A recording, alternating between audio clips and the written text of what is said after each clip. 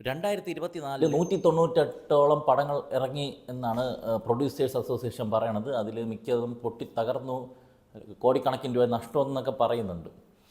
അപ്പോൾ ഇറങ്ങണ 198 പടങ്ങളിൽ ആഴ്ചയിൽ ഒരു 5-6 പടങ്ങൾ വെച്ച് ഇറങ്ങും. ഈ സാധനം കുറേ പേരിട്ട് കുറേ പടങ്ങൾ വരും. അതായത് ഷോർട്ട് ഫിലിം ആക്കാൻ വേണ്ടി മാത്രം ഉള്ള ഒരു ത്രെഡ് എടുത്ത് വെച്ചിട്ട് ഒരു പ്രൊഡ്യൂസറിനെ കണ്ടുപിടിച്ചിട്ട് കുറേ സീനുകളും വെറുതെ കുറേ കഥാപാത്രങ്ങൾ ഉൾപ്പെടുത്തി ഇങ്ങനെ നീട്ടി കൊണ്ടുപോയിട്ട് ആ ഉദ്ദേശിച്ച സാധനം കുറച്ച് നേരത്തേക്ക് വരും. അങ്ങനെ കുറേ സിനിമകൾ വന്നിട്ട് ഇതിങ്ങനെ 2 മണിക്കൂർ 2.25 മണിക്കൂറാക്കിയിട്ടൊക്കെ ഇറക്കി വിടുന്ന സിനിമകളാണ്. ഇതിങ്ങനെ വരുമ്പോഴേക്കും ഇത് ആൾക്കാർ കാണണമെന്ന് അവർക്കും ഒരു ഉദ്ദേശം ഉണ്ടാവില്ല, കാണാൻ ആൾക്കാർക്ക് താല്പര്യം ഉണ്ടാവില്ല.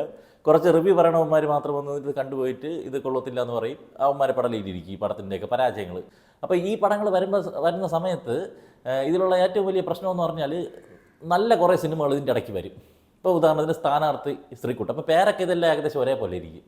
അപ്പോൾ ഇവർ ആൾക്കാർ ഇങ്ങനെ ഒരു ഇത് ചെയ്തു വെച്ചിട്ടുണ്ട്. ഇപ്പോൾ ധ്യാൻ ശ്രീനിവാസിൻ്റെ സിനിമകൾക്ക് ഇത് ഇങ്ങനത്തെ പടമായിരിക്കും എന്നൊരു മുൻധാരണ ഉണ്ടാക്കി വയ്ക്കാവുന്ന പോലത്തെ കുറേ സിനിമകൾ വരും. അപ്പോൾ പേരുകളൊക്കെ ഇതുപോലെ ഇരുന്നുകൊണ്ട് ഇതുപോലെ നല്ല സിനിമകൾ, സ്ഥാനാർത്ഥി സ്ത്രീക്കുട്ടൻ, ഒരു സർക്കാർ ഉൽപ്പന്നം, ഇങ്ങനത്തെ നല്ല സിനിമകൾ ഇതിൻ്റെ ഇടയിൽ വരുമ്പോഴേക്കും അതും ആ കാറ്റഗറിയിൽ ആൾക്കാർ ഒരു മുൻധാരണയോടെ കണ്ട് ഇതിനെ അങ്ങ് തള്ളി പരാജയപ്പെടുത്തുന്ന ഒരു അവസ്ഥയിലാണ് ഈ നല്ല സിനിമകളും കൂടി ഓടാതെ പോണത്. ഈ സിനിമകൾ ഇറങ്ങുന്നതിൻ്റെ കാരണമാണ് ഇറങ്ങുന്ന അത്യാവശ്യം നല്ല ഒപ്പീനിയൻ വരുന്ന സിനിമകൾ അത്യാവശ്യം പ്രൊമോഷന് കൊടുത്തു കഴിഞ്ഞാൽ ആൾക്കാർ തിയേറ്ററിൽ പോയി കാണുകയും നല്ല വിജയങ്ങളായിട്ടുണ്ട്. അപ്പം ഈ പരാജയ ചിത്രങ്ങളുടെ ടോട്ടൽ ബഡ്ജറ്റ് എടുത്താലും വിജയ ചിത്രങ്ങളുടെ കളക്ഷൻ നോക്കുമ്പോൾ അത് കുറവായിട്ടാണ് എനിക്ക് തോന്നുന്നത്. പക്ഷേ എന്ത് ചെയ്യുക, അത് പിന്നെ ഇങ്ങനെ സംഭവിച്ചുകൊണ്ടിരിക്കും എന്നുള്ളതാണ്. ഇപ്പോൾ എല്ലാവരും പറയും ധ്യാൻ ശ്രീനിവാസൻ കണ്ടിന്യൂസ് ആയിട്ട് പടക്കം സ്റ്റാർ എന്നൊക്കെ പേരിട്ട് കൊടുത്തിട്ട് കണ്ടിന്യൂസ് ആയിട്ട് ഈ പൊട്ട പടങ്ങൾ എടുത്ത് വിറപ്പിച്ചുകൊണ്ടിരിക്കുകയാണെന്ന് പറയുമ്പോഴേക്കും രക്ഷപ്പെട്ടു പോകുന്ന ഒരാളാണ് അർജുൻ അശോകൻ. നൈസായിട്ട് എൻ്റെ ഇടയിൽ കൂടി അങ്ങ് പോവേണം ഓരോ സിനിമകളൊക്കെ ഇറക്കി. ലിജു തോമസ് സംവിധാനം ചെയ്ത അൻപോട് കൺമണി, അർജുൻ അശോകനാണ് മെയിൻ റോളിൽ വന്നിരിക്കുന്നത്. ഇദ്ദേഹത്തിൻ്റെ ഡയറക്ടറിൻ്റെ മുമ്പത്തെ സിനിമ കവി ഉദ്ദേശിച്ചത് ആസിഫ് അലിയുടെ പടമായിരുന്നു, ഞാൻ കണ്ടിട്ടില്ല. അതായിരുന്നു സിനിമ. ഈ പടം ഇങ്ങനെ ഒരു സിനിമ, അർജുൻ അശോകൻ്റെ ഒരു പടം. എന്തൊക്കെയാണെങ്കിലും ഇപ്പം ഈ ടയർ താഴേക്ക് വരുമ്പോഴൊക്കെ ഉള്ളതിൽ ഒരു അല്പം ഫേസ് വാല്യൂ ഉള്ള ഒരു നടനാണ് അർജുൻ അശോകൻ എന്ന് പറയുന്നത്. രോമാഞ്ചത്തിൻ്റെയൊക്കെ ഒരു എഫക്റ്റാണ്. അപ്പോൾ പടത്തിൽ എന്തെങ്കിലും അറ്റ്ലീസ്റ്റ് വാച്ചബിൾ സിനിമയായിരിക്കും എന്നുള്ള പ്രതീക്ഷയിലാണ് നമ്മളിങ്ങനെ പോയി കാണുന്നത്. വടക്കൻ കേരളത്തിൽ നടക്കുന്ന കഥയാണ്. അവരുടെ ലാംഗ്വേജും പരിപാടിയും ഗ്രാമത്തിൽ നടക്കുന്ന കഥകൾ വെച്ചിട്ട് ഇങ്ങനെ പിടിച്ച് അങ്ങ് പോവേട് കുറച്ച് വലിഞ്ഞു തുടങ്ങി സിനിമ. അപ്പം ഞാൻ വിചാരിച്ച ക്യാരക്ടർ എസ്റ്റാബ്ലിഷ്മെൻറ്റിൻ്റെ സമയമാണല്ലോ. ഒരു കല്യാണം ചുറ്റിപ്പറ്റിയുള്ള അതിൻ്റെ തയ്യാറെടുപ്പുകളും കാര്യങ്ങളൊക്കെ ആയിട്ട് അങ്ങനെ അങ്ങ് പോയി. ഒരു പാട്ട് വരുന്നു, നല്ല കിടിലം പാട്ടായിരുന്നു. നമ്മുടെ റിനി ശ്രീനിവാസൻ പാടിയ പാട്ടാണ്, നല്ല രസമായിരുന്നു. അപ്പോഴേക്കും പടം എനിക്ക് റിനി രസമായിട്ട് കണ്ടുകൊണ്ടിരിക്കുക എന്നുള്ള രീതിയിൽ പോകുമെന്ന് വിചാരിച്ചപ്പോഴേക്കും ഇതിൻ്റെ ഇടയ്ക്ക് കുറേ കോമഡികളവർ ശ്രമിക്കുകയാണ്, കഷ്ടപ്പെടുകയാണ് കോമഡികൾ ചെയ്യാൻ വേണ്ടിയിട്ട്. എടാ നീ എന്തിനാടാ സോപ്പിട്ട് കുളിച്ചത്, നിനക്ക് പേൾ ഫേഷ്യൽ അല്ലേടാ നമ്മൾ ചെയ്തതെന്ന് പറഞ്ഞപ്പോഴേക്കും അയ്യോ തേളോ, ഇതൊക്കെയാണ്. ഇത് പിന്നെ അങ്ങോട്ട് കാണുന്നത് ഇത് 21ാം നൂറ്റാണ്ടാണോ എന്നറിയാത്ത കുറച്ച് പേരുടെ ഒരു ക്രിയേറ്റിവിറ്റിയാണ് കാണുന്നത്. ഇത് ഏത് കാലഘട്ടത്താണ് എന്താണ് ഈ വണ്ടി കിട്ടാത്തതെന്ന് എനിക്കിപ്പോഴും മനസ്സിലായിട്ടില്ല. പിന്നെ കല്യാണം കഴിഞ്ഞ് നാട്ടുകാർ നാട്ടുകാരൊക്കെ ഈ സിനിമയിലെ നാട്ടുകാരൊക്കെ ആണെങ്കിൽ വലിച്ച് മറ്റേ നമ്മളെ സ്വാമിയാണോ പറയും പോലെ വലിച്ച് കീറി ചോരിൽ വയ്ക്കാനുള്ള ദേഷ്യം വരും. അങ്ങനത്തെ കുറേ നാട്ടുകാർ കേട്ടോ. എവിടെയാണ് ഈ നാട്ടുകാരെന്ന് എനിക്ക് അറിഞ്ഞൂടേ. ഇപ്പം കുറച്ച് പേര് ചോദിക്കും വിശേഷമൊന്നും ആയില്ലേന്ന്, കുറച്ച് പേര് ചോദിക്കും. അതും കുറേ കുറേ കാലമായി അതൊക്കെ ചോദിച്ചിട്ട്. ഈ 24/7 ഏത് നാട്ടുകാർക്കാണ്ട് ഈ വിശേഷം അറിയാൻ വേണ്ടി നടക്കണത്. ഇങ്ങനെ വിശേഷമായില്ലേ എന്തെങ്കിലും കുഴപ്പം 24/7. ഇപ്പം നിങ്ങൾക്ക് ഇവിടെ ഇതാണ് ഗ്രാമത്തിലുള്ളവരെ കാശ് നിങ്ങളുടെ ഞാൻ ഗ്രാമത്തിലുള്ള ആൾ തന്നെയാണ്. ഞാൻ വിവാഹം കഴിഞ്ഞിട്ട് ഉടനെ ഒന്നുമല്ല എനിക്ക് പിള്ളേരൊന്നും ആയത്. നമ്മൾ സമയമെടുത്ത് നമ്മളെ പ്ലാനിങ്ങോടെ തന്നെയാണ് കാര്യങ്ങളൊക്കെ പോയത്. പണ്ടെങ്ങാണ്ടും എടുത്ത ഒരു 80s 90s സിനിമകളിൽ ആ കാലഘട്ടമാണ് കാണിച്ചിരിക്കണമെങ്കിൽ ഓക്കെ. ഇത് എന്നെ കാണിച്ചിട്ട് വെറുപ്പിച്ച് എത്ര നേരം ഇൻ്റർവെൽ വരെ അങ്ങനെ അങ്ങ് തള്ളിക്കൊണ്ടുപോയി. ഇൻ്റർവെൽ കഴിഞ്ഞ് പിന്നെയും ഇങ്ങനെ പോയപ്പം ഇതേപോലത്തെ ഒരു സിനിമ അല്ലടേ, സെയിം സാധനം അല്ലടേ ഒരു സിനിമ ഇവിടെ ഇറക്കിയത്. അത് പിന്നെ അത്യാവശ്യം കണ്ടുകൊണ്ടിരിക്കാൻ പറ്റുന്ന സിനിമയായിരുന്നു.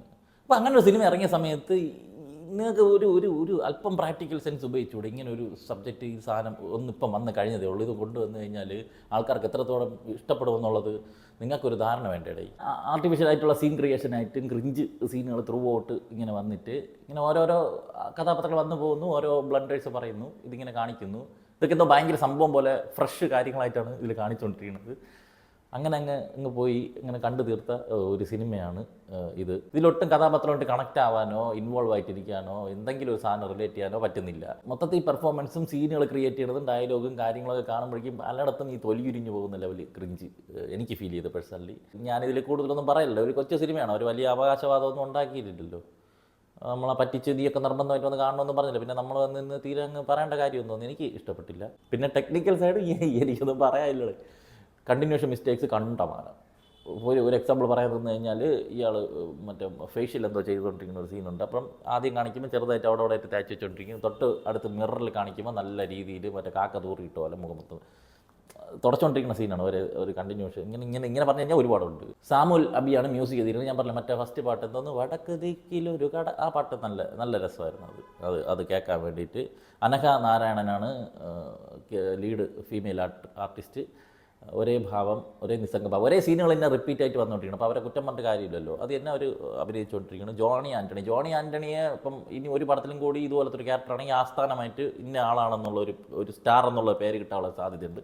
കാരണം ഇതിന് മുമ്പ് ഇറങ്ങിയ ഞാൻ പറഞ്ഞ സിനിമയിലും സെയിം ഇത് തന്നെയായിരുന്നു ജോണി ആൻ്റണി. അതേപോലെ അതേ ക്യാരക്ടർ. പിന്നെ അൽതാഫ് സലീം, മൃദുൽ നായർ, മാല പാർവതി, പി കുഞ്ഞികൃഷ്ണൻ, അതുപോലെ നമ്മുടെ ഭഗത്ത്, ഇവരൊക്കെയാണ് ഈ സിനിമയിൽ പിന്നീട് അഭിനയിച്ചിരിക്കുന്നത്. പിന്നെ കുറേ നാട്ടുകാരുണ്ട്, അവരെ പേരൊന്നും എനിക്ക് അറിഞ്ഞുകൂടാ.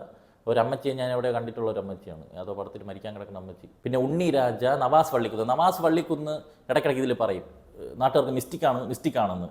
ഇത് മിസ്റ്റേക്കല്ല, ഇതൊരു മിസ്റ്റേക്കാണ് ഇവിടെ സംഭവിച്ചിട്ടുള്ളത്. എന്തരാ വരട്ടെ.